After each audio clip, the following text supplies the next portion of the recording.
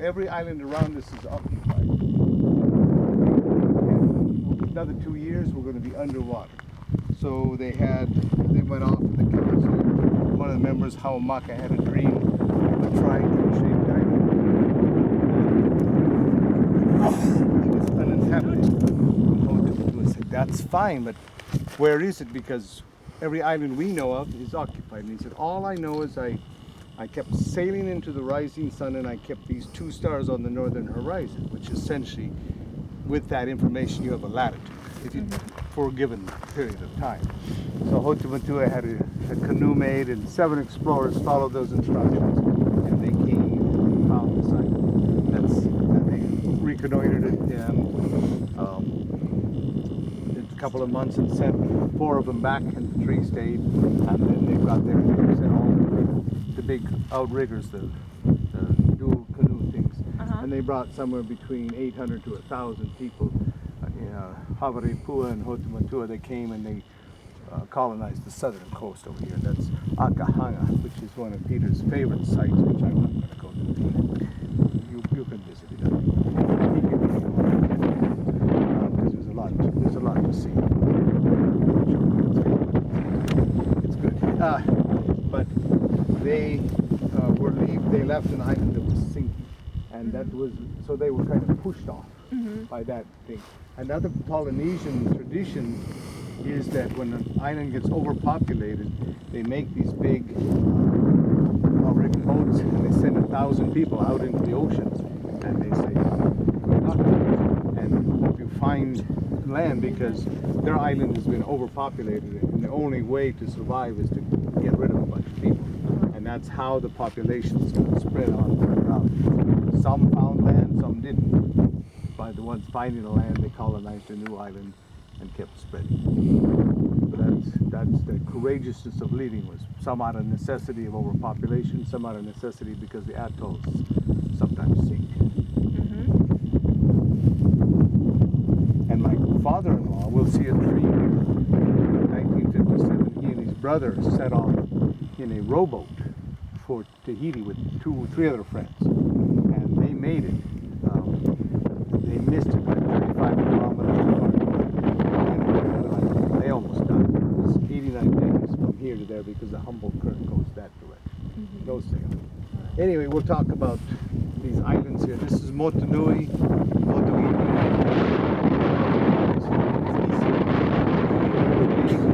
means small. Kau means peace. The contest was held once a year. They came up and lived in these houses 2 to 3 months before. It was not a permanent living site because it is so hard.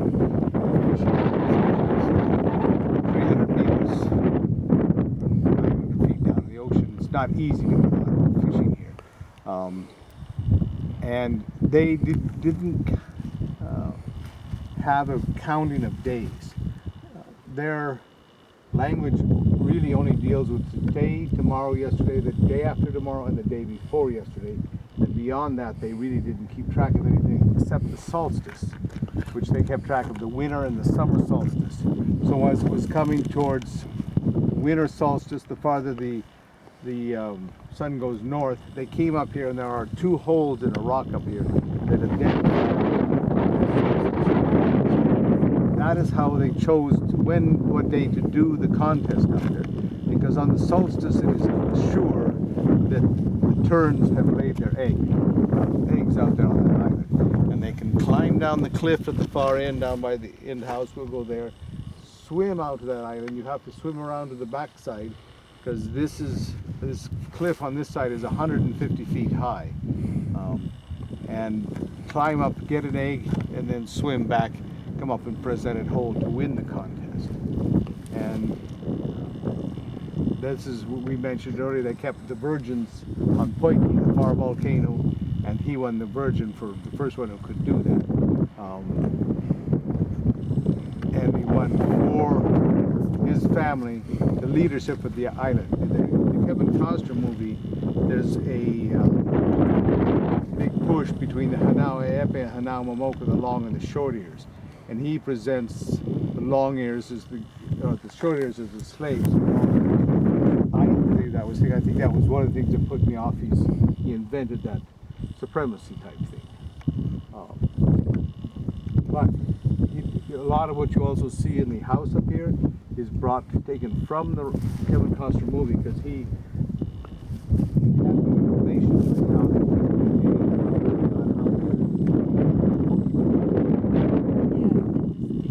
on the forehead. I think on the forehead, that seemed like a pretty plausible thing.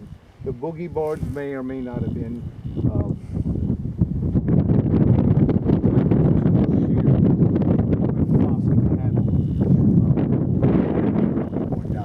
It's not that hard to swim. I used to swim 2 miles a day, so it's not a big deal. I don't think you need the board hard on the cliffs. Anyway, we'll figure it out.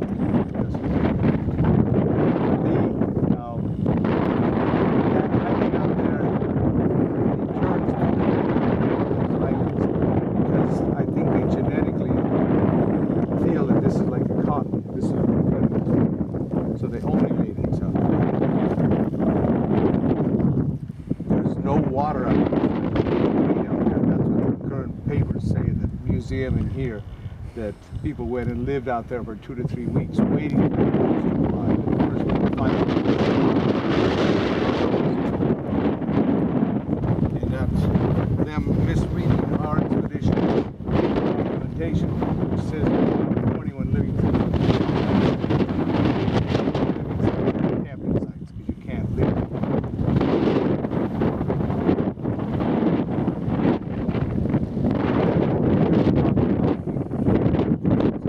Why they kept 6 people. They didn't know which family was going to be. So it was about 6, 7 big families on the island. There were 14 that we know of. All right. The island is divided up into pies, and then there are 13 pie-shaped pieces, and then one in the middle didn't have access to the ocean. For them, yes. They may be